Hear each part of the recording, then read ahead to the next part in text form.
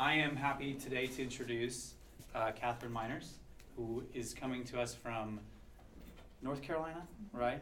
Yeah. Kathryn has considerable experience teaching at the university level, where she's taught 8 courses in the family studies, human development area. She's also a licensed clinical social worker who works with youth and families in her community, and she's going to be talking to us today about mental health in adolescents. So without any further ado, I will introduce Kathryn. Appreciate that. Well, I'm thrilled to be here with you today. Let me turn on, get this display going. Did we get that working? I don't know. Can you help me with that? I'll give you a second. You can do that. Like I said, I'm Kathryn Miners. I am here to kind of talk to you a little bit more about mental health and adolescent development. I know that I was able to look through your syllabus and see some really fun things that you guys have been able to discuss, and so hopefully this will be something that can kind of augment some of that learning. A little bit about me, like you said, I was a student here, just like you guys, and it's been a few years, but I was able to kind of take a little bit different directions. And so I have a master's in family studies as well as a master's in social work. And so I've been able to do a little bit of teaching and also a little bit of therapy. So it kind of gives a good kind of balance. Right now I do prefer to work with children and adolescents, so I have a lot of adolescents. And so this type of a setting was really helpful for me as I was kind of growing up to kind of see, okay, where should we be at adolescents, and where do adolescents really grow? So today we've got my slides. You don't have to worry about taking a ton of notes. I'm going to be giving those slides to your teacher, and so he can kind of put them up for you. I'm happy to answer questions throughout if you have questions. I know that you just had a presentation with LGBTQ and looking at some of those mental illnesses. So, yes? Would you mind if we could record your lecture? I think that should be fine. I know that they're doing something where they're bringing it also to a different classroom. So if you'd like to record it, that's fine with me. Okay? All right. Any other questions? Okay, so our goals today, this is what we're kind of working towards in our time here, is our increase of our awareness of mental health, discuss the impact of the adolescent mental health, and discuss interventions to reduce the strain of adolescent mental health on individuals, families, and society. So that's kind of what we're working toward today. We're going to work through all of those different elements. How many of you have gone through a whole little experience where you felt a little bit anxious about something? Maybe anxious about a test, right? And sometimes when people feel anxious, their heart starts racing, right? Might get cold and sweat hands. Their thoughts might start going around and around and around. Or they might just black out completely, right? You can't think about things. Other times, you've got people who, you're just not feeling your best. Maybe there's a down day that you kind of go through. Yeah, those type of experiences are pretty normal, right? Most people kind of go through that. But when we look at mental illness, I think that it's important to recognize that this is something that happens not just once in a while, but most days than not, okay? So let's talk about what mental health is first, okay? This is why I have slides, so I don't forget my order. When I talk about development in general, I want to understand kind of a little bit more about my perspective, okay? I like to look at these 5 different areas of development and how it relates to that person developing. So in this approach, we want to look at that cognitive development of those adolescents. And I know that you discussed that at the beginning of the semester. How is that adolescent developing in their thought processes, but also their brain development? Okay? So in that's going to be an important part of when we're looking at with this mental health. Okay? The next part being their emotional. Okay, how is that teenager, what are they doing with their emotional health? How are they feeling? How are their long-term emotions? And then the other areas of social, how are they interacting? Not just with their peers, but also with their families, with their communities. the next area of the physical development. Again, another area that you guys have spent quite a bit of time probably in discussing about their own physical development, right? About how are those teenagers developing. And mental health has that impact. It impacts all of these areas. And then definitely that moral or spiritual type of development. How does our mental health impact that area? So today when we will be talking about, I want you to kind of remember all of these different areas, because often people think about with mental health, we're only talking about how someone's thinking or what they're in their mind and that cognitive piece. But I want you to remember that it's all of these areas together, okay? So, as we kind of go through, looks like we've got a little bit of difficulty seeing some of this. I thought we might start with a little bit of thinking about one particular person, okay? So this is, as we look at things, and we're going to be looking at from those different approaches, I want you to kind of think about Mary. Mary is a 15-year-old. She is a Caucasian young lady, and she is someone who is a female and heterosexual, okay? She lives in a suburban city in New York. She lives with her mom and her 2 younger sisters, okay? We've got a 10-year-old and a 6-year-old sisters. Doesn't really get to see her father very much, doesn't have a lot of contact with him. And here we have that she feels a lot of pressure at home. Sorry, you can't see that very well. But she has a lot of pressure to take care of her younger sisters. Her mom is a single mom who works 2 jobs to meet their financial needs. And Mary, she's trying not to yell, but she often gets really upset, okay? She gets really irritable, she gets a little upset. Right now, Mary's feeling a little bit overwhelmed. So she's going to school, trying to help out with those younger kids, and she's feeling a little overwhelmed. She's having difficulty keeping her grades up, getting all the homework done, and she stays up late to do those assignments, and at the same time she's having trouble with sleeping. Mary says she's a friend she hangs out with at school, but she doesn't have time to see them on weekends, and she worries that her friends won't like her because she doesn't spend time with them. And Mary's mother is a little worried about how Mary's eating, and she's noticed she's recently lost weight. Last week, Mary's mother got her home from school. Mary was feeling a little bit panicked at school. She was taking a test. And while she was taking the test, she started to have that racing heart, and she couldn't think straight. She started breathing really fast, and she felt that tightness. And so what did Mary's mom do? She took her to the doctor. Okay, we're having a hard time. What do we do? How can we help her? And in this instance, the doctor said, look, there's really nothing wrong. So they're kind of concerned about how to help Mary. She's got a lot going on, and mom really cares about him. So for Mary, after this, it's kind of looking at, okay, if the doctor's saying everything's okay, maybe there's something happening with my mind, with my mental health, with my psychology, okay? So today as we kind of talk about these things, I want you to kind of think about Mary, and we're going to see Mary a little bit later, okay? What do you guys think mental health is? I have that. What's mental health? What are some ideas about what mental health is?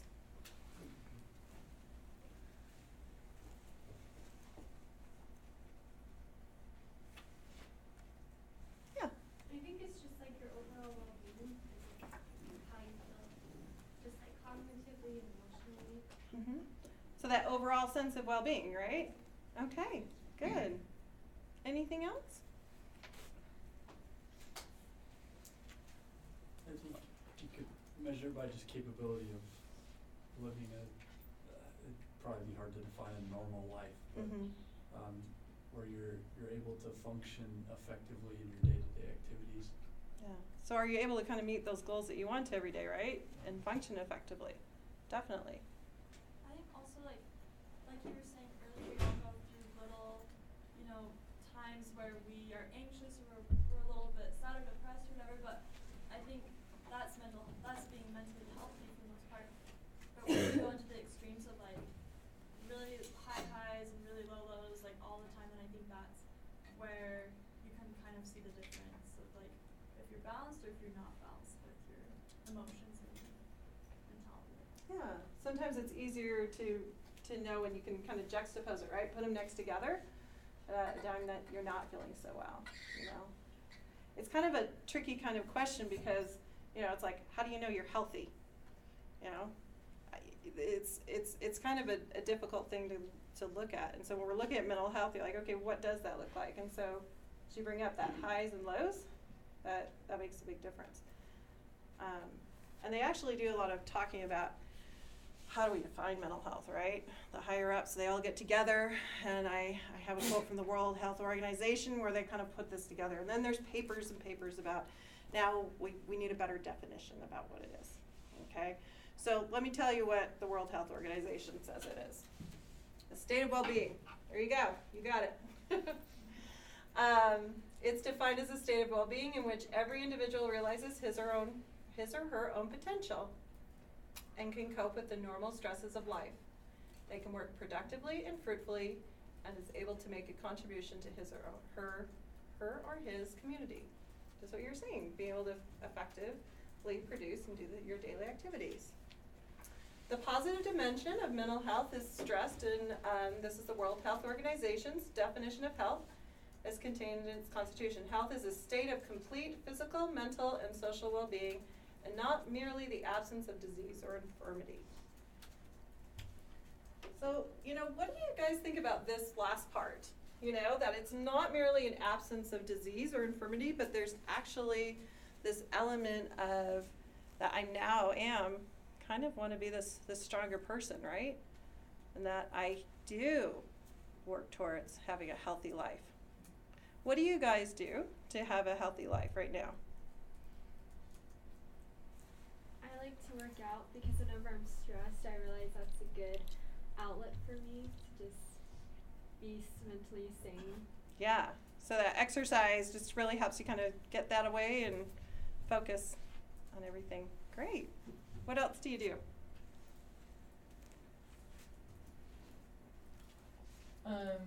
I work out as well, but for me, sometimes like being creative, like whether that's like painting or like sewing or something like that, that like really just helps me like kind of escape and realign. Yeah, so being able to be creative and let the other things go, right? Definitely. Good. I think just talking about it sometimes can help. Something stressing you out and bothering you, shining light on it and then moving on from it is very helpful. Yeah.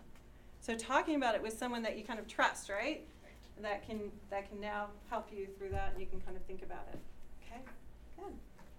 Looking back as a teenager, relationships, meaningful relationships would play a huge role. I feel like I'm pretty grateful that I had a lot of those, and I could see an absence of that being a real reason for mental health struggles. Yeah. So that social interaction. Yeah. Good. Anything else? I think any way that helps me transfer things from my head to things outside of myself. So like whether it's a creative outlet or talking to someone, like writing it down, just anything that helps me get it from in here to like somewhere outside of myself. Yeah. Helps a lot. So being able to kind of contain it and get it out. And sometimes that would be through talking, right? Sometimes it's through writing. Sometimes even creatively to be able to get it out too. Yeah. What kind of things do you think teenagers are doing now to have a positive mental health? They're a little bit younger than you guys. What do you think they're doing?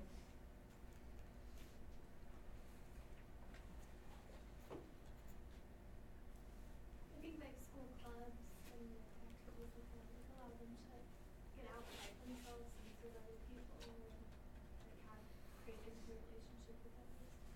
So finding that club or that activity that they're interested in and be able to kind of use that social outlet as well as sometimes it might even be a physical outlet with exercise if it happens to be a sport or something.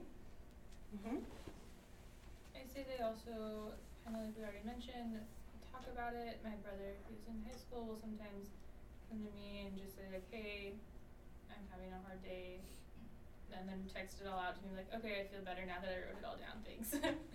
So yeah, kind of the same points that we already said. Yeah. They're texting, aren't they? Throughout the day, all the time, right? And they're texting. What else are they doing? I don't think this is could be a good thing, but I think sometimes it can be a bad thing with like social media or even like binge watching Netflix. People use that as like a coping mechanism. Yep, I see that a lot. Yeah, where they're I don't want to deal with the stress, and so I'm gonna go and take a hike and mentally and just binge the Netflix shows and stuff, right? So they're texting, they're doing the Netflix shows. They're also going backward where you're getting in the clubs, but sometimes with that mental health, they're also doing that social media, right? Anything else you guys did as teenagers to help you out? I think one of the things that helped me was just listening to music, and just like thinking about what was going on in my life. Mm-hmm. Just like it brought me a sense of peace, just comfort, just like being able to process everything that's going on. Yeah. So listening to music is another good strategy to try to keep moving with your mental health. So a lot of times when we're looking at our mental health, we look at, as we said, the mental illness aspects, okay? And so when we want to see how we're feeling, we often look at that balance between, wow, I was feeling really healthy here, and now something's going on, okay? Like I said, it's not just the mental health is not just the absence of having a disease or illness, because sometimes that mental health is something where you're striving to get better. You want to empower yourself and to get stronger. But then the opposite is where, okay, we've been struggling for a little bit and now we're really sick, okay? So when we're looking at mental illness, I want you to kind of think about where it's not just that one day here or there. You know, have you ever had a cold or a sinus infection, and you just kind of start coughing for a little bit? There's a difference between that cold than there is from a flu. You know, you get into a flu, you've got now that the whole days, right? The 7 to 10 days, and you use your antibiotics, and it's a lot more severe. When you're looking at just a little cold and you can go through your daily life, with the flu, you are wiped out. You're done. It's kind of the difference between our healthy and now we've kind of go to a mental illness, okay? So they've got that flu, and they really have to go to the doctor, and they really need a little more help here in dealing with their day-to-day life. So, before I get to that, what type of mental illnesses are we seeing in adolescents? Today we're going to talk about some specific ones, so I wanted to get an idea of what you guys are thinking about with your mental illness. What are some things that you guys have run into, or you think that might be challenges for teenagers today? I'd say probably the biggest presenting concerns are depression and anxiety, which we also see in like college students are big presenting concerns. Yeah, definitely. You're going to see a lot of, and today we're going to talk a little bit more about the anxiety and depression, what that looks like with teenagers. Mm-hmm. Any other things? I'm not sure, but let's just guess. I'd say eating disorders. Mm-hmm. Definitely. Yes, you'll see a lot with the eating disorders. And whether that be the anorexia, where they choose not to eat, the bulimia, where they will eat and then throw up, or the binge eating, which they will eat and have a hard time stopping. Not necessarily that's not bulimia, where they'll throw it up, but they just have a hard time stopping. Okay. So we have eating disorders, anxiety, depression. Anything else you guys are seeing in teenagers? Over here. I don't know if this is considered a mental illness, but I know a lot of teenagers are doing cutting as a method to cope and deal with depression and anxiety. Yeah, it's a big rise in self-harming behaviors. So sometimes it's the cutting, sometimes it's the scratching, picking. Mm-hmm. Yep. And we won't spend a lot of time today in talking about that, but I'm happy to answer questions about that too. There's another comment in here. I'm not sure if this is very common, but I was thinking of like bipolar disorder. Mm-hmm. That is something you see. It's not as prevalent as what is now being as discussed with the bipolar. With the bipolar, people often talk about it as, okay, I'm having these extremes, right, moods, but it's more than that. It's having a lot of depression and then having this episode, it's called a manic, hypomanic episode, where in that case, they are having these grandiose things and not being able to sleep for days on end and spending a lot of money or other things. So it's more than just that extreme mood. So I'm hearing a lot more people say, well, I'm bipolar, and it doesn't really fit, you know, but you do see it, definitely. Right before I got a comment here. Are and the then over here. behavioral disorders, like say ADHD, counted as mental illnesses? Okay, yeah, I'd say probably ADHD then. Yeah. So ADHD, for those who don't know, is attention deficit hyperactive disorder. And there are different types of it. Before, when maybe your parents were around, they had the different things where they called attention deficit and they call it attention deficit hyperactive. Now they kind of lump them all together, but definitely that type of behavioral type of impact is something that we work with. And a lot of adolescents are seeing it. In that specific one, you do actually have to be diagnosed with it before you hit adolescence. So when you're looking at the diagnosis, if you have that diagnosis, so I might work with adults who are looking to say, hey, I'm having problems, I'm having a lot of these symptoms, but they have to be diagnosed before they're 12 years old to actually have that. There's another comment over here. I was gonna say, I feel like panic disorders would be a little bit more common in adolescents, and then it learns that they're like in OCD, you can have just the obsessive part or just the compulsive part in some people, and I feel like the obsessive part would be a lot more common in adolescents. Mm-hmm. So you've talked about two different ones, right? Mm-hmm. One of them being the panic, and that is that's where someone's you have the anxiety, right? And today we're going to talk a little bit more about the anxiety, but the panic is when you're having these periods where you can't breathe and you're sweating and you feel like there might be a thought of I'm going crazy and I can't control anything. And so often, as in like Mary's example of having that little episode where you're brought to the hospital because you think, okay, something's wrong. People often think, oh, I'm having a heart attack or something. So that's one of the areas that you just talked about. Another one is the obsessive compulsive disorder. That's the OCD. And you can have two of those different things. It's not as common in adolescents, but it does occur. There are some things with the mental illness that you don't usually diagnose in adolescents. You want to see them throughout to see where that is. And so obsessive compulsive would be one where you just kind of, you can diagnose in adolescence, but it's one thing that you want to kind of spend a little bit more time with it and see, is this something how are they presenting? Yeah. Any other ones that you guys want to bring up? Okay. So when we are looking at it, I put up most of those. Whoops, wrong way. Anxiety and depression anxiety is the one that you're seeing the most in adolescents. Okay? Depression is the second one that you're going to see in adolescents.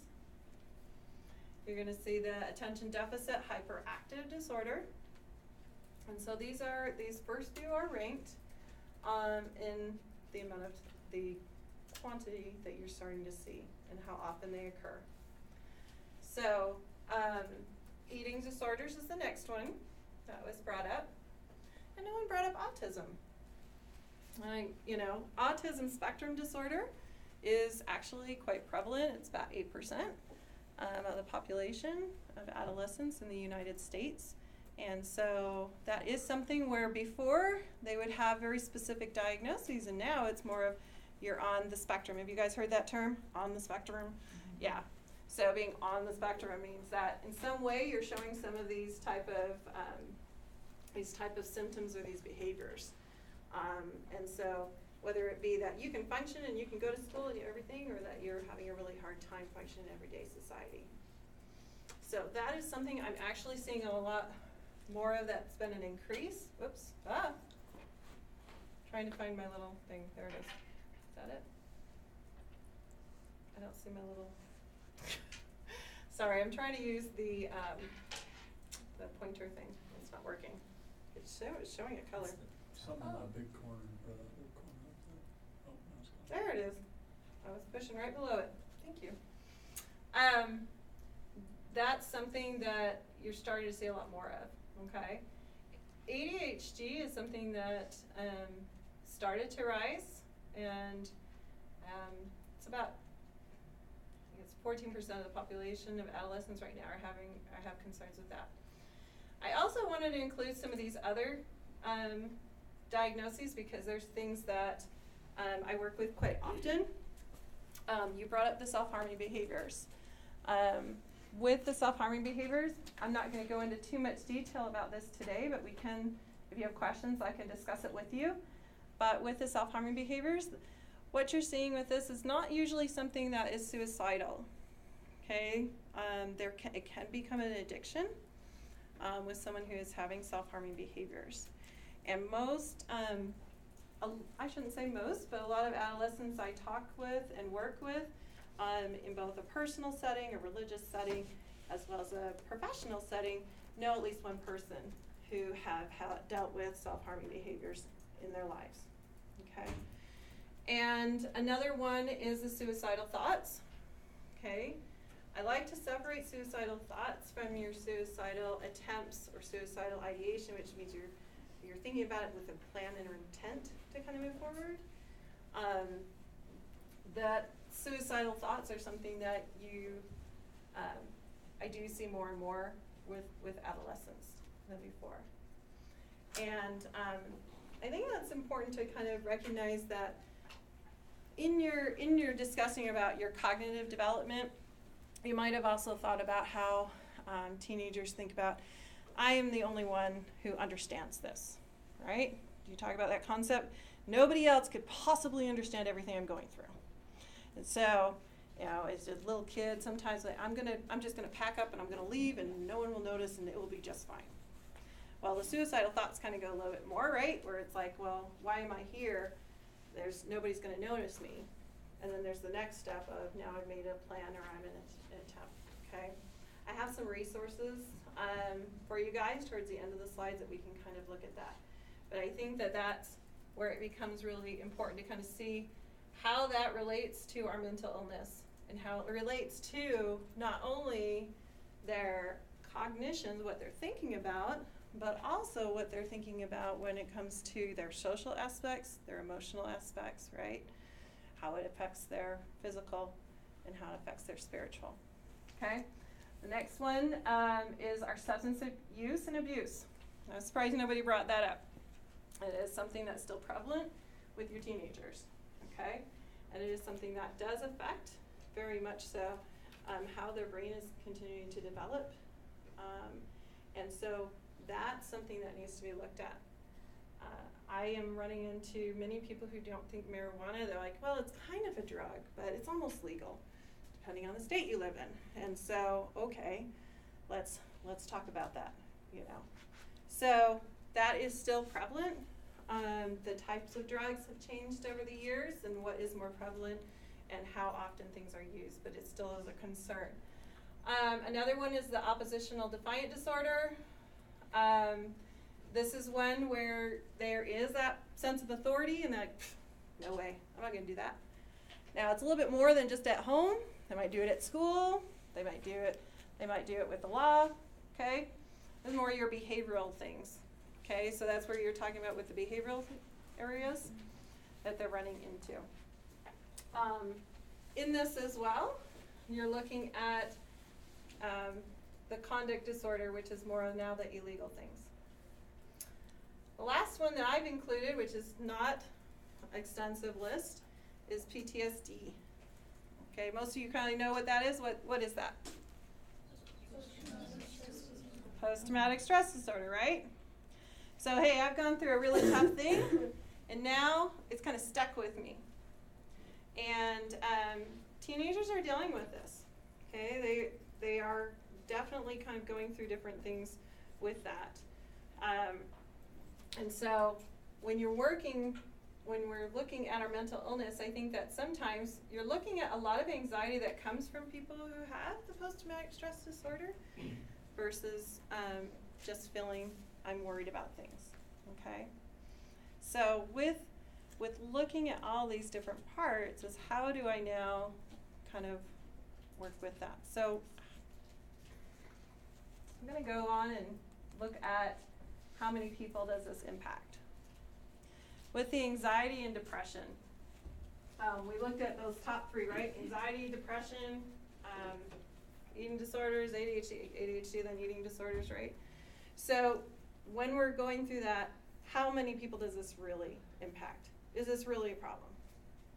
Now, if you look at back where, say grandparents, and grandparents, you know, and you're having a hard time, and you might say, look, I'm having a hard time and I'm not feeling good. Often they would say, well, just get up, go on, you can do it. And that's not always the case, right? So when we look at how many people this impacts in our society, it makes a big difference. So here's are some statistics. So I'm going to bore you with statistics for a second, okay? Just get ready for that. We'll just approximately 1 in 5 youth, age 13 to 18, experience severe mental disorder at some point during their life. For children 8 to 15, the estimate is 13%. So 1 in 5 youth, okay? That is looking at that 13 to 18, that's your adolescence, right? It's a lot more than you think. Mental health conditions account for 16% of the global burden of disease and injury in people aged 10 to 19 years old.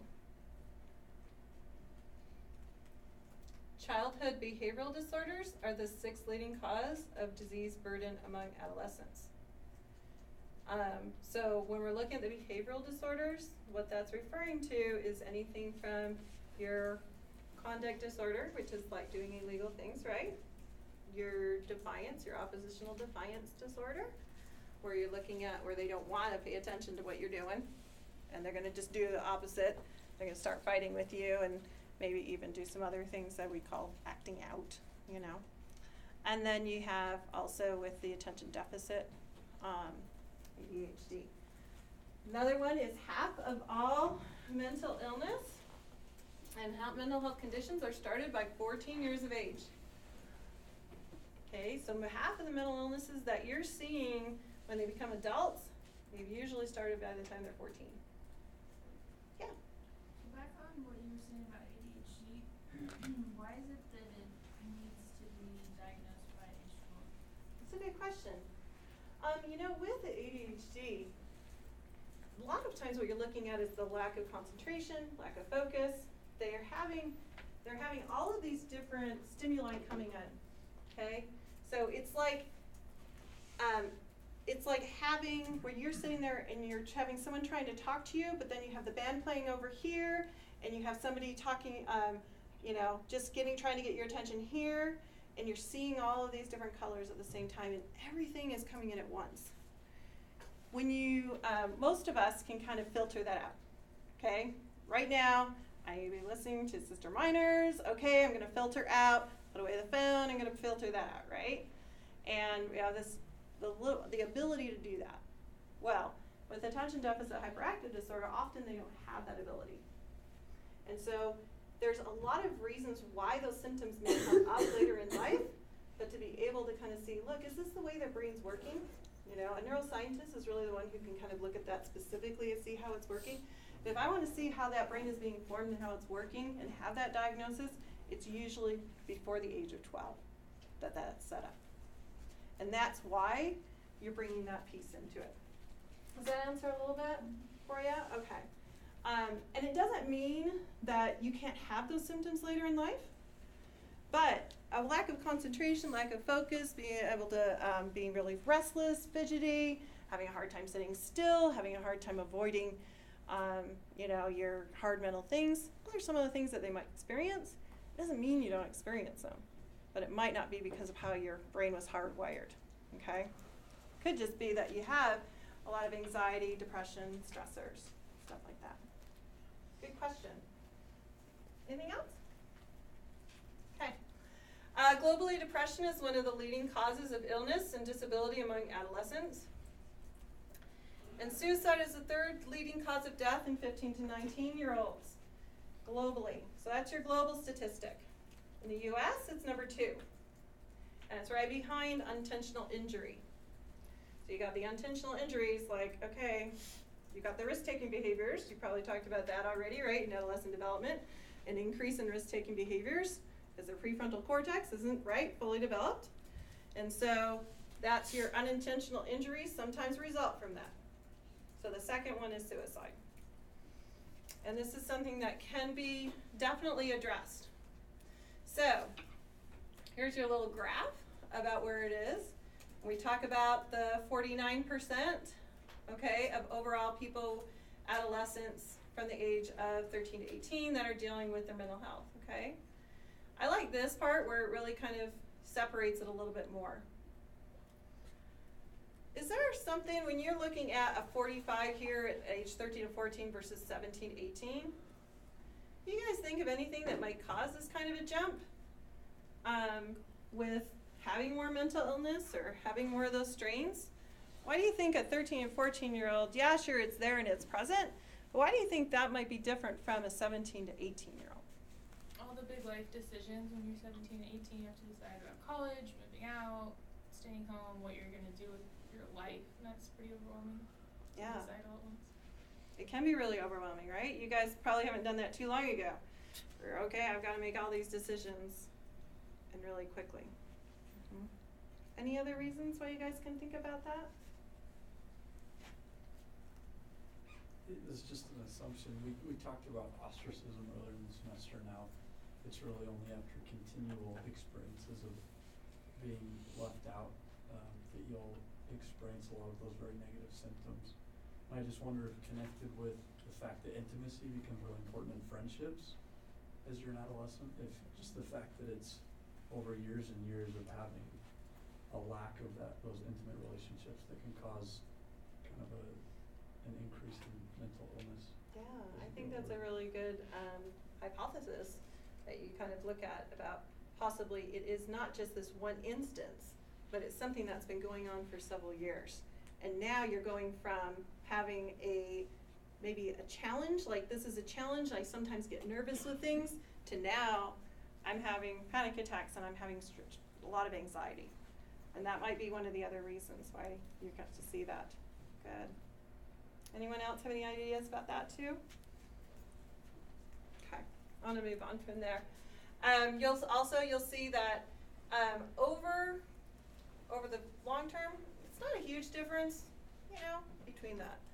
Okay, so I want to look at specifically, I thought today, because our 2 most prevalent areas that you're starting to see is anxiety and depression, I wanted to look at a little bit more and see what it looks like and what teens are kind of experiencing with that, okay? So these are some of the symptoms of having anxiety. Now, before this, I have some more statistics about it, but these statistics are looking at like a generalized anxiety disorder. I want to clarify that for you, okay? Because there's different types of anxiety. You might have anxiety about something really specific. I don't like to go into planes, right? Or closed spaces. It might be something really specific. It might be, I don't like being in big groups. So a teenager having to go into an auditorium with a lot of people, right? How many times that you guys all went into your big auditorium with everybody and there was anything from a pep rally or a lecture and everybody's together, right? That can be really stressful. So what we're talking about here is more of a general anxiety, okay? So this one is where there is excessive worry. Sorry, I keep walking in front of you guys. Excessive worry. I'm worried. Now, what is excessive worry? What do you guys worry about on a day-to-day basis? What are some of your worries? That you feel comfortable sharing with the group. I'll say that. Yes? Just school and grades and jobs. Yeah. School and grades is huge, right? We're in the mid-semester. You got a couple more weeks. You got a final paper that you're getting ready, right? That's up there probably in some of your worry. And then also the job afterwards. Anything else you guys worry about? Just like future plans in general, there's a lot of unknowns, and it's easy to worry about those, and it's not productive at all, which actually increases worry a bit more, because you don't know anything. Yeah, because I can't control that, Yeah. right? I I can't control that, and I just don't know what's going to happen. And so if you're a planner, how many of you guys are planners? Yeah, I like to plan, right? And I want to plan it out. And then you get that little kick in there, you're like, oh, darn, the plan is wrong. Something happened. And so that can increase our worry, okay? A lot of times we worry about things that haven't happened yet, right? Sometimes we worry about things in the past. What do you think teenagers are worrying about? Is it similar to what you're worrying about? What are teenagers worrying about? Does my outfit match? How do I look, right? Does it match? Did I wear this? How easy did I wear this one, right? You're taking the pictures of the shoes. Did these ones go? Yeah. I want to look at how I look. So it's the whole pimple thing, right? Get that one pimple, everybody's going to notice. Everybody's looking at it. Teenagers worry a lot about that. What else are teenagers worried about? I think they worry about their friendships and seeing like whether they're disliked or liked by their friends. Yeah. There's that social aspect, right? About how do my friends like me? How do they see me? Am I accepted? And so that element, you know, you discuss that ostracism on the other end of the scale. But I don't want to be ostracized. I want to be accepted. And so there's that seeking that approval, and that can be extreme worry that they run into. Any other worries? Are you thinking of teenagers today? I think like if the whole life is maybe chaotic or struggling and worried about like their placing again, their parents and their marriage. Definitely, right? Because now they're getting older and they're starting to see some of those things, right? So they might be understanding a little bit more where when they were younger, they saw their parents fight and maybe there was a little stress and tension, but now they're older and they're like, oh my goodness, what's really going on here? My friend's parents divorced. Are they going to divorce? And then they start to worry about that too. And how does that impact me? Again, that egocentrism comes into play. Also as with adolescence, okay? So that's definitely something they're seeing, and you see that more and more with that excessive worry. So we've looked at the school life, and mostly with kids if they're having that anxiety, if they're having like a generalized anxiety disorder, you'll see that most of their worry will be around school. But I often see it with their peers, okay, with their family life, and you're going to see it in other areas too. So, excessive worry is something that's big. You're always thinking about and worrying about something, okay? And that sometimes people say it's just as easy as breathing. It's just part of who I am. I worry. And so they're having that feeling inside. The second one is nervousness, okay? Sometimes nervousness, you might see where someone gets the restlessness, which is the next one, right? Or fidgety, where and sometimes those are things that you can see on the outside. Sometimes there's things that are going on the inside that you can't see. So when someone's anxious, they might be feeling like the butterflies in their stomach, right? Or a tightness in their stomach. They might be feeling a tightness in their chest. Where they might not be showing you, but on the inside, having a really hard time, okay? The next one is easily fatigued. Easily feeling, I'm tired, I'm exhausted, I'm having a hard time. And difficulty concentrating. So, have you ever sat down to write a paper or to do your readings, and you just sit down and you're like, I just read that sentence 3 times and I have no idea what I read. Yeah, okay, so everybody's kind of gone through that, right? So this is the type of thing where it happens all the time. And so it may not be ADHD, it may be that you're having a lot of stress, and over time it's getting to that nervousness, the worry, and anxiety. Okay? So as you start to go with that, you see that difficulty concentrating. The mind going blank is something else where it's not only that I try to read and I can't focus on this. It's more of, wow, I have no idea. I don't know. I just came downstairs to get something. What did I come for? My mind is completely blank. Or I went to go stand up and give a presentation in my class. I have no idea. Okay? Next one is irritability. Teenagers, one of the ways that you're going to see anxiety is a lot of irritability, more than you'll see in adults, okay? Or even children in some cases. But your teens, you're going to see it a lot on how they're reacting. So when I say irritability, what are you guys thinking of?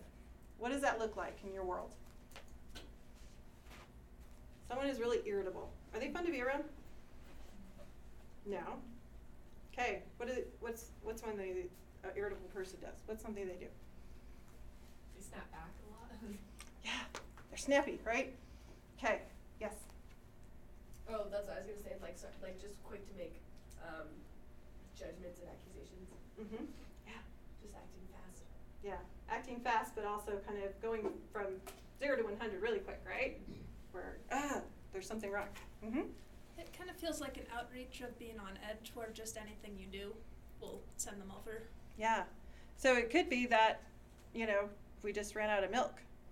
It's not a big deal. We ran out of milk, and then they're upset. And some people might yell. Some people might just get snapped back or something else. Okay. So that's where that irritability comes in. Question is, well, let's go through the rest of these, and then I want to know how it differs from a regular teenager. Okay. Now, other ones, having muscle tension. Okay, where you're nervous for so long that their muscles are so tense that you start to have muscle tension. Some people will have that in their shoulders and their neck, and you'll see that they kind of go like this, right? Some people will have it in their legs. A lot of people have it also in their chest. So you can't always see when someone's having that muscle tension, but they'll be able to tell you. Women often get it in their hips too. Okay? The next one is sleep disturbance. This can be someone who's having a hard time going to sleep. Just go to sleep, and I've got these thoughts. This goes with the racing thoughts. I just keep thinking about things over and over and over again. And I can't just stop, and I just keep sitting there. Some people go right to sleep, and they wake up. And it's called the interrupted sleep. So they might wake up several times throughout the night, or they wake up once and they just can't get back to bed. So you start to see that. Now, I'm sure this is something you've also talked about with Dr. Adams. It's something that, with how important that sleep is to your cognitive development, and how that brain needs that time to sleep and rejuvenate. And so when you've got someone who is anxious and is having trouble sleeping, it kind of puts fuel to the fire. Okay? And the racing thoughts. Racing thoughts can be looked at a few different ways. There might be that I get stuck on one thing. Oh my goodness, I have the paper due. I don't have anything else. I've got the paper due, and then my friends, and then you start going through how everything was wrong. So like an example of a teenager who is worried about going on a date. Okay? I'm worried about going on a date. Are they going to like me? I don't know. What should I wear? I don't know. So they start to kind of go through, and they go through this whole system where now, oh my goodness, what am I doing? So my actions are now maybe I am texting that person over and over again. Okay? I'm looking for a date, and then they start to over-text. Have you guys ever had that? Where especially with the teenagers, and they start to keep over-texting as they start rethinking about it over and over again. That could be racing thoughts. Another one of racing thoughts might be that I went from one thing where you lack of focus more of, where, oh yeah, I'm worried about the date. Oh, but I'm really worried about this paper. Oh, but I'm really worried about what mom and dad are fighting about. Oh, and they start to bounce. Okay? So they're kind of two different things sometimes. And then the next one is looking at the panic attacks, like you had discussed with that. This is where you have one moment where it's not just this overall nervousness all the time. There's one moment that everything starts to become elevated. Okay? So, go back to Mary of when she had her panic attack. I'll go there. Hot and cold, sweaty or clammy.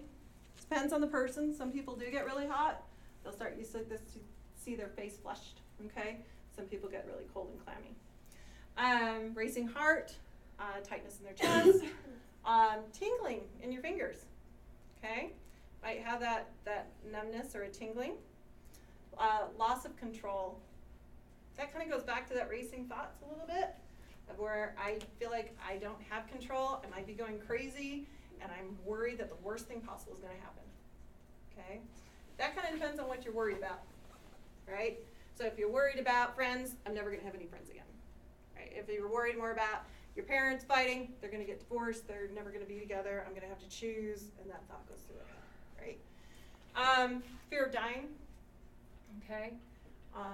That is something where they are afraid that especially if they're in a panic attack. This doesn't happen to every situation, but they might be afraid that they might die. You'll see the difficulty breathing, lightheaded, dizziness, nauseousness is often something that happens. So with this anxiety, recognize that you don't have to have all of these symptoms to have anxiety. It's just as unique as the individual. Okay? Yes, Dr. Hawkins. Can a panic attack mimic a heart attack? Yes. And that's part of the concern, is that because you have that tightness in chest and the rapid breathing, right, that they think they are having a heart attack.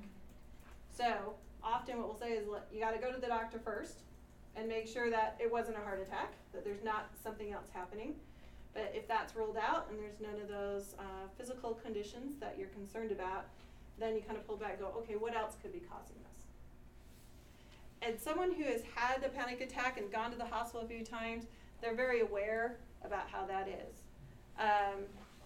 Some people actually will use their arms with our heart rate monitor. I got a little Fitbit, these are, whether you got an Apple Watch or whatever, and they can look at their heart rate.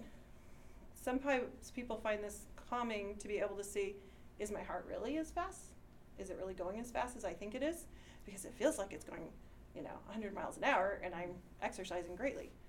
So that sometimes helps. There's different things, but definitely that's something people run into. Yeah, and you want to look and make sure that it's not a heart attack first, right? You want to make sure there's not a problem there.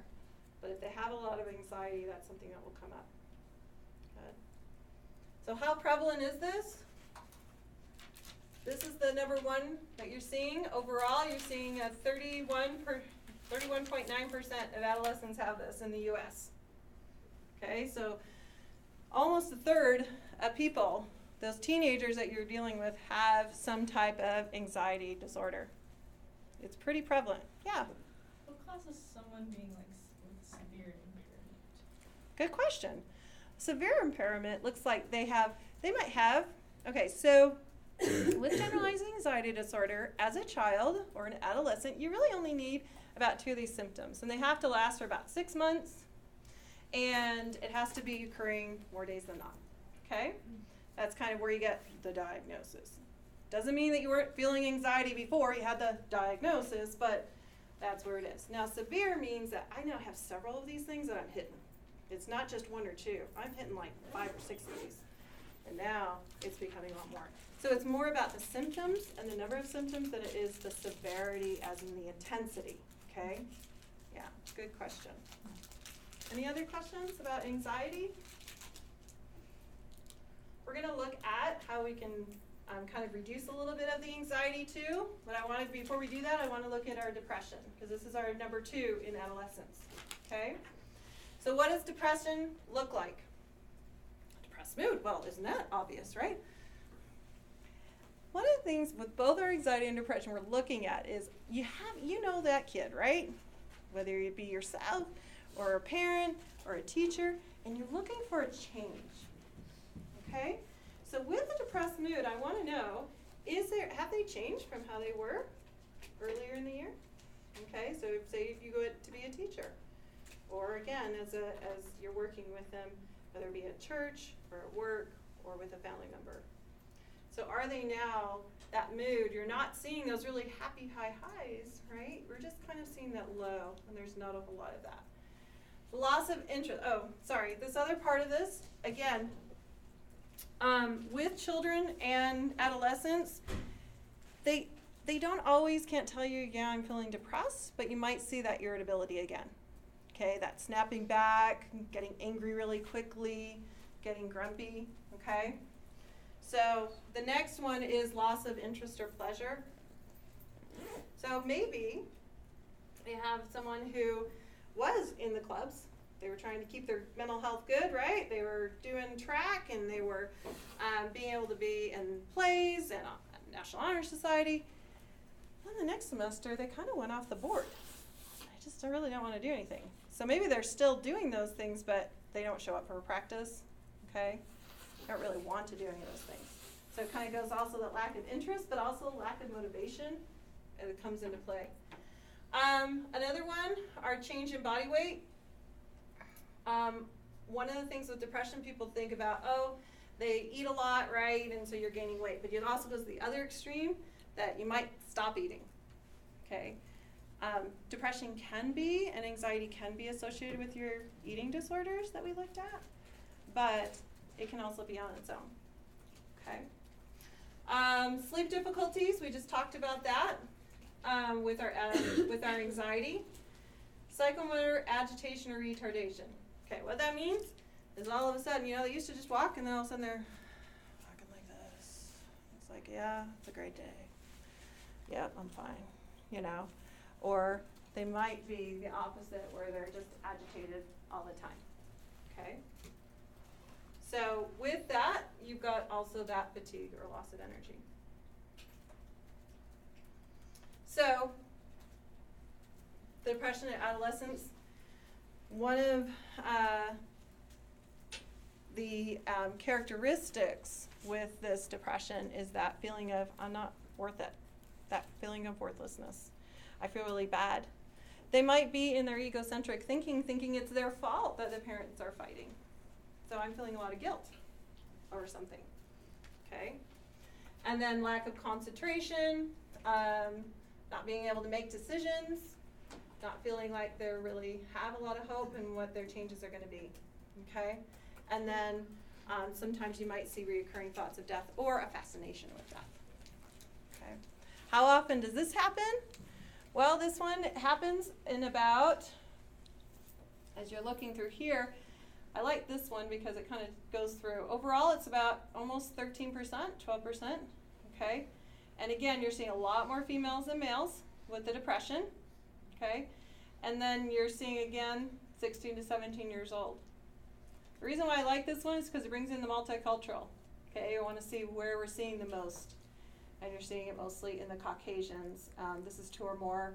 So this right here is your American Indian and other aspects there. But you're seeing it mostly here in this Caucasians or having multiracial, okay? So this is where our depression is coming up. Yes? Is this people who have reported or got treatment for it, or how is it measured? Because I'm wondering if there might actually be some of those stereotypes coming in where there might be more males who are depressed but aren't coming forward to seek treatment. Good insight. Very good. You're right. That is, they do have a caveat on these statistics that these are the statistics that are reported and that are not always going through treatment, but they're reported. Maybe there was they came and they talked to somebody, they got an assessment done, but they never did anything about it. Okay, so but they do look at that. These numbers should be increased if you're looking at untreated cases. Yeah, thank you for bringing that up. I appreciate that. So consequences. What happens when they're having a hard time? Okay, when we're looking at someone who's having these anxiety, depression. Now, right now, I work in a business medical setting, and guess what they care about? Money, okay? And money is important because that's how you get the treatments. But, so that comes to this consequence here of how it affects them in their money-wise, okay? Serious mental health issues cost America $193.2 billion in lost earnings per year. Okay, that's just people not showing up for work. It now compounds when you look at how their costs are for treatment and then also what happens with medications too. Okay, so that number is really low. But you and I know that there's a lot more things at play about the consequences than just how much money America's losing or not losing. Okay, so I want to have a little discussion here about what type of areas. So I want to look at our individual consequences, our family, friends and neighborhood, and our community. So let's think about how, if you have a teenager who's dealing with anxiety or depression or other types of mental illnesses, how is it affecting them in this type of approach? I want to know whether you choose if it's going to be a cognitive approach, emotional, a social, a physical, or a spiritual aspect. How does that affect them?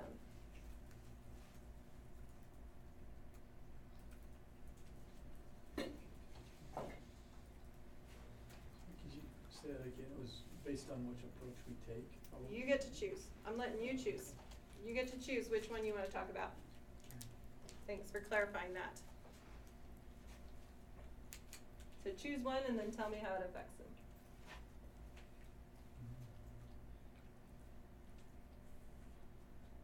Yes?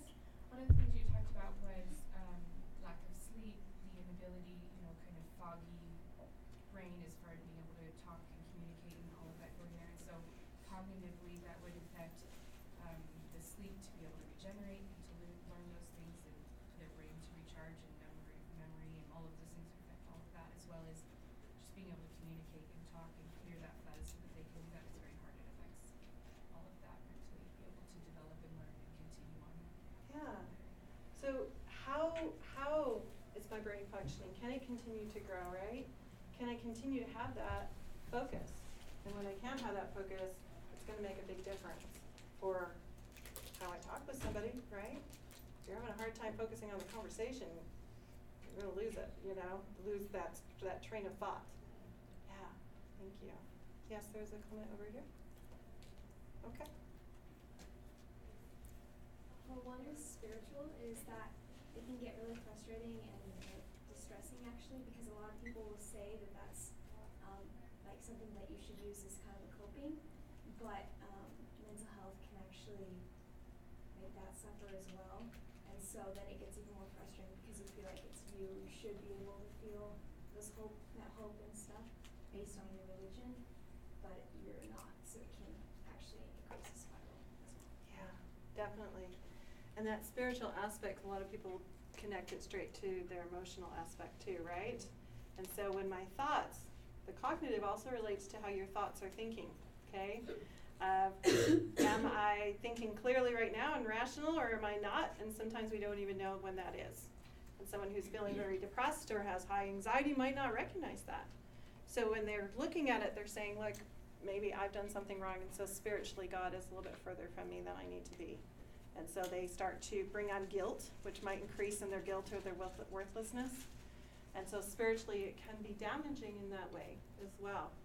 And so being able, can be definitely a coping strategy that we want to talk about, but it is something that can be impacted. I was gonna say on a similar note, that like pit that you can get in your stomach from anxiety can feel a lot like how people tell you the spirit warning you will feel. So I feel like for some people it would get really hard to distinguish if something bad was, like if the spirit was telling you something bad was gonna happen versus like what the anxiety was telling you was gonna happen. Perfect, yeah. We call that emotional reasoning of where, okay, I'm feeling bad about this, so something bad's going to happen. But there's this difference between how does the spirit speak to me and finding answers to the spirit.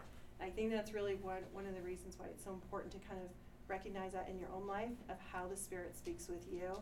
And just as much as yourself or that adolescent is growing up in their emotional and their spiritual development, pointing that out to them. So when they get to this point, they go, okay, but are we being rational?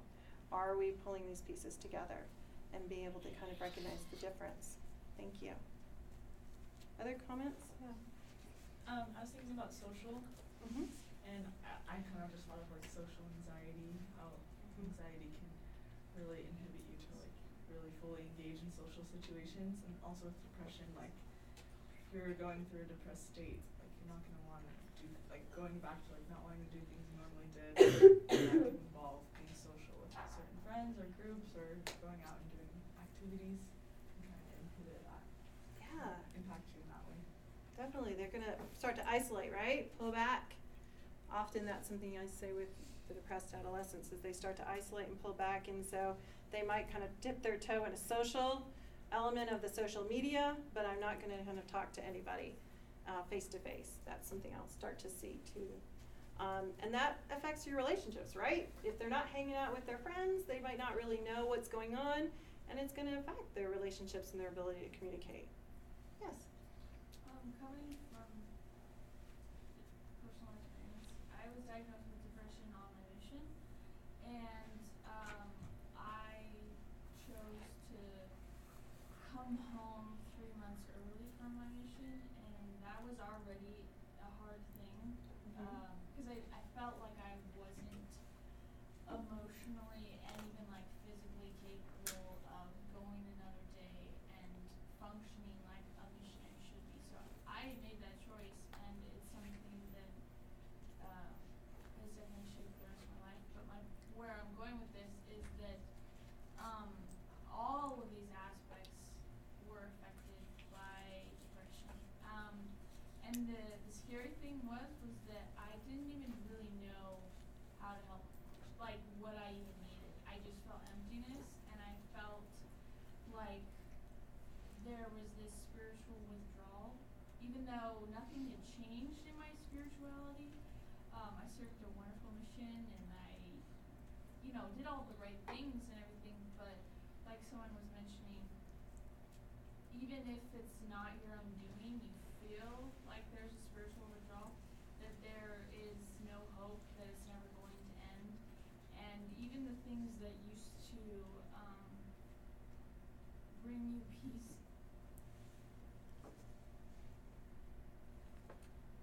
Sorry. It's okay. Don't really seem to do anything, and it is very scary because normally we're able to turn to the Spirit, we're able to turn to our family and to our friends and make those outreaches, especially if you're that kind of person originally. You feel like you're not the same person, and so every single aspect is affected. Yeah. Thank you for sharing with us. I'm sorry that I had to have that experience, and I appreciate your insight to that, because it does affect these different areas, and being able to rely on other people make a big difference at this point. I have a quote by Elder Holland. I don't know if it's next, but I think I want to jump ahead to that. I'm going to jump ahead to my quote first, then we'll go backwards, because I think it ties in a lot of what you were just saying about how it affects us and how we see ourselves spiritually when we're having these summit challenges. Elder Holland's did several different talks. This is the one called Like a Broken Vessel from October 2013 General Conference. A very powerful talk about mental illness. And so I wanted to kind of do a snippet of where he is looking at this. And I'm going to direct you. I'll keep this whole quote in here so you can refer to it when you have that. But I want to direct you to something here. He says, in striving for some peace and understanding in these difficult matters, it's crucial to remember that we are all living and choose to live in a fallen world where divine purposes, our pursuit of godliness, will be tested and tried again and again. A great assurance in God's plan is that a Savior was promised, a Redeemer, who through our faith in him would lift us triumphantly over those tests and trials, even though the cost to do so would be unfathomable for both the Father who sent him and the Son who came. It is only as an appreciation of the divine love that will make our own lesser suffering first bearable, then understandable, and finally redemptive. And I really appreciate that Elder Holland looks at that spiritual element and going, yes, this is an important thing. And being able to understand that in the framework of our knowledge of the gospel, and being able to kind of say, okay, this may be my challenge that I have to deal with, or my loved ones or my friends' challenge that they have to deal with. And I know it's going to impact them in all of these different ways. But we're going to now use a lot of different type of things as we come through to kind of overcome this challenge. And it should never be forgotten that turning to Christ is one of those. It isn't always the only one. And so I want to go backwards and look at the different types of interventions, okay? When you look at this, not everyone has to have medications, but I do list medications because that's often people's first thought, okay? Especially in our current climate of our society, that if I take a medication, it will be fine, okay? People can get medications from their primary care doctor, or they can go to a psychiatrist, depending on what that is. Always, always, always, if you're taking medications, be aware, do not stop them without your doctor's consent, please, okay? Sometimes there is a chemical imbalance that is causing this type of stress. And so even with an adolescent, being very careful with teenagers about when to use those medications, how much to use, and will that effect of the medication, how will that impact their development, okay? really, when you're looking at the statistics, what they show is that a combination of a psychotherapy approach as well as the medications can be very helpful. With adolescents, I always suggest using psychotherapy first and then going to medications, because if you can fix it through a behavioral means, and you get the family involved, that makes a big difference. Okay? Now we didn't talk about that impact of the family, but when one person is having a lot of anxiety or depression, it's impacting that whole family system, right? Everybody kind of sometimes feel it. You know, think about when you're around someone who's snapping at you all the time, right? Or grumpy and they can't get that. It's really impacting that entire family.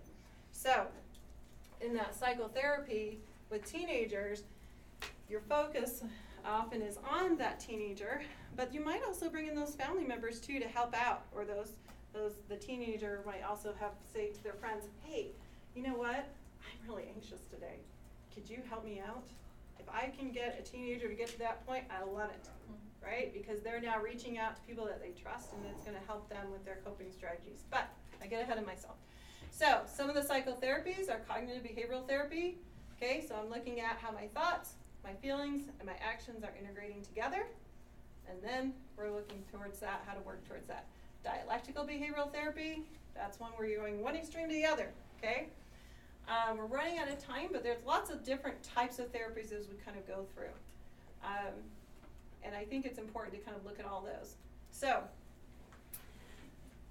there's a big element of how to overcome this, and using the therapy, the medication, looking at that spiritual element, that's where that holistic approach kind of comes into play, right? Where I want to look at socially, how am I working towards? Maybe if I can get out of the house and I can start to be with friends, that might reduce a little more of my depression, okay? Maybe if I now have the piece of that medication, that might help. Maybe now I have family who's supporting me, that might help. Constantly continuing in prayer, going to Heavenly Father saying, this is how I feel today, and I'm having a hard time. I might feel like you're not there. Mentally I know it, but I'm not feeling it. Can I feel that peace today? Okay, asking for that. Something I think is so important is you always start with your prayer, and then you bring in those other pieces, and Heavenly Father will help you see where those other pieces come in. So these are some coping strategies that I teach of the mindfulness. That means that I'm going to be in the moment and focused on that moment, okay? Not worried about what happened in the past, not worried about what's going on, that new test, the paper, all those things. I need to spend a few minutes focusing on now, okay? Breathing, meditation, that means like change your perspective as you're reframing, distraction, exercise, listening to music, hobbies, talking. These are some of the things you guys were saying at the very beginning, right? Those things at the very beginning of how you kind of help it out. Well, we're out of time, but I wanted to kind of look at this about how do I help others. Most, like I said, you got 1 out of 3. Half the teenagers who are dealing with mental illnesses, guess what? You probably had a friend, or that teenager you work with probably has a friend. So, how do I do that? I'm going to be a good listener. I'm going to listen today. I'm going to pray for them, and I'm going to pray with them. I'm going to provide that another perspective when they need it, because they might not know they're kind of being irrational at that point. Encourage them to use a coping strategy that might work, and invite them to activities. I'm going to encourage them to seek help. And if they are going to harm themselves or they threaten that, I'm not going to take that on. I'm going to reach out to other people. So, we're out of time, but Mary, when we look at Mary, how can we help her? One of the ways is that we can do those things for her, can't we? We can kind of pull in and recognize Mary's having a hard time. She's having a hard family situation, and she's having a hard time at school, and maybe she just needs a little more support right now, okay? So helping her with that. I wanted to also I have this on my slides so you guys can see that of what's available for you guys. There is the counseling here on campus, okay? You can go right to that website and you can make your own appointment. But then there have the suicide prevention hotline, the disaster, texting. There's 2 different texting lines. These can be really important, especially for teenagers. Doesn't matter what crisis they're in. This is a great resource for them. And then if you're looking for a behavioral treatment locator. Real quick, another thing is bishops do have resources available, and you have the social services here, and people do LDS social services depending on what state you live in and things. So there are things available. I really appreciate you guys letting me come in today and talk about LS and mental health. It's such an important, it's a passion of mine, and it's such an important piece to seeing how it all works together, and help them to have that strong, healthy ability to continue to meet all their different challenges, but also to grow spiritually, physically, emotionally, socially, and mentally. So thank you very much.